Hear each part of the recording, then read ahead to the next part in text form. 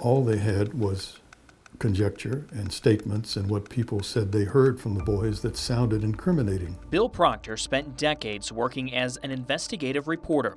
He now spends his days working as a licensed private investigator. Proctor recently began looking into the conviction of brothers Matthew and Paul Jones for the 1989 murder of Shannon Siders in Newaygo. First impressions of the case when you started looking at it? Well, it's always disturbing to know that a cold case team comes together to look back more than 2 decades. Proctor says there was more that caught his attention, enough to begin interviews around Newaygo County and publish them online. All they had was conjecture and statements and what people said they heard from the boys that sounded incriminating.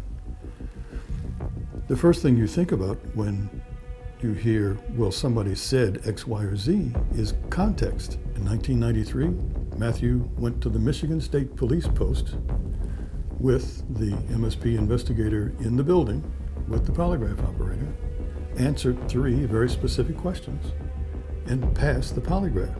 But a major turn in Proctor's investigation came several months ago when a key witness, Dean Robinson, said in an affidavit he lied on the witness stand in the 2015 trial of the Jones brothers and claimed he never saw Matthew or Paul involved in a homicide. You believe him?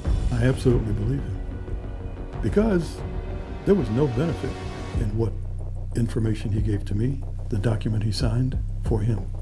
No benefit at all. And what we're hoping is that the truth will mean something to the overall picture, which is to reverse the wrongful conviction of Matthew and Paul Jones. There's no doubt in your mind Matthew and Paul should not be in prison right now. Those 2 men should not be in prison.